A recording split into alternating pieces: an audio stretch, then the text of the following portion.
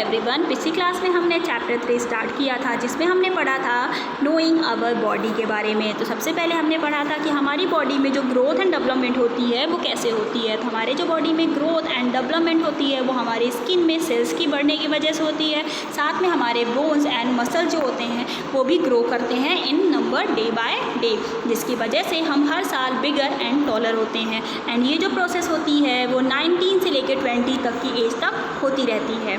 उसके बाद हमने अपनी फैमिली के बारे में जाना था कि सभी फैमिली मेम्बर्स की अलग अलग क्वालिटीज़ होती हैं जो उन्हें स्पेशल बनाती हैं।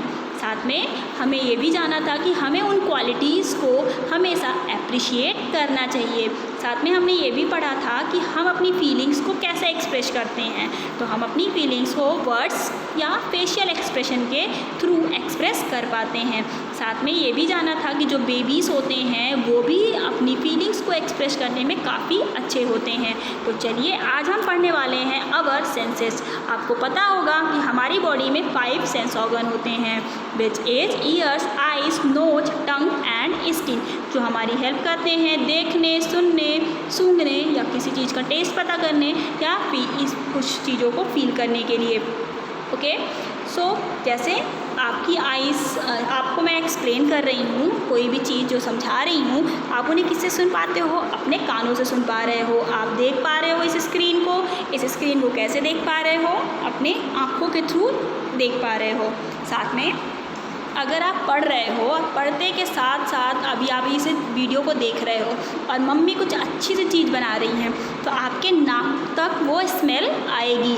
तो ये आप कैसे पता करोगे कि वो क्या बना रही है मम्मा? तो अपने नोज की हेल्प से। देन आप इसके बाद आप उसे खाने जाओगे तो उसका टेस्ट कैसा है आप कैसे पता करोगे? तो इसके लिए आपकी हेल्प करेगी आपकी टंग। ओके, देन स्किन, जैसे आप उस खाने को पकड़ोगे तो वो खाना ठंडा है या गर्म है उससे आप फील कैसे करोगे? अपनी स्किन के थ्रू ही उसे आप फील कर पाओगे। So they are called sense organ because वो हमारे हेल्प करते हैं हमें आसपास की चीज़ों को देखने और समझने के लिए। हमारे जो सेंस ऑर्गन होते हैं वो इन्फॉर्मेशन रिसीव करते हैं एंड हमारे जो इन्फॉर्मेशन होती है वो ब्रेन तक जाती है और ब्रेन से हमारे नर्व्स के through various parts of body तक पहुंचाई जाती है।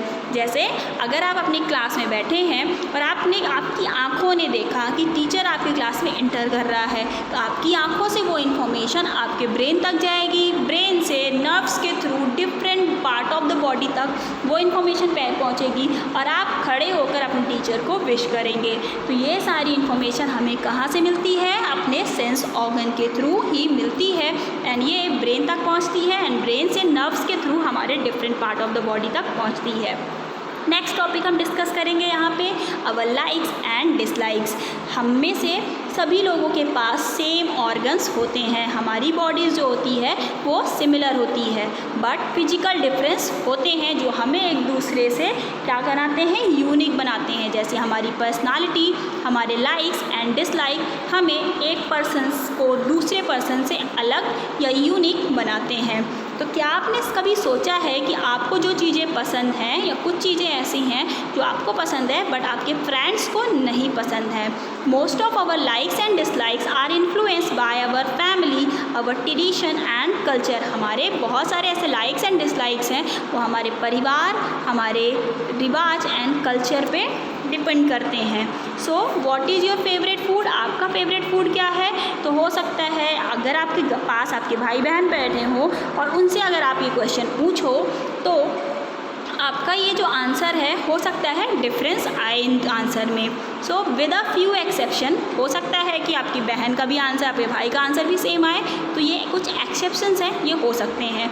Most of the food we like eating is the food we have grown up eating. बहुत सारे ऐसे खाने हैं जो हम अब खाते हुए उसको बड़े हुए हैं तो हमें वो पसंद है और ये उस खाते खाते हम उसको खाते बड़े हो जाते हैं और ये क्या हो जाता है फिर हमारे कल्चरल फैक्टर से इन्फ्लुएंस्ड होता है। हमारे कल्चर, हमारे घरों पे जो खाना बनता है वो उसी से हम प्रभावित होकर हमेशा वही चीज़ खाते रहते हैं, है ना। सो जैसे साउथ इंडियंस जो होते हैं वो जनरली ब्रेकफास्ट में या पूरे खाने में क्या खाते हैं, इडली खाते हैं, और वो उनका फेवरेट फूड होता है और उनके घर में रेगुलर बेसिस पे ये बनता है। तो पंजाबीज़ होते हैं वो पराठा उन्हें बहुत पसंद होता है, उनके घर में खाते खाते वो लोग उसी चीज़ को खा के कई सालों से खाते हुए बड़े हो रहे हैं, तो उनको वो चीज़ फिर अच्छी लगने लगती है।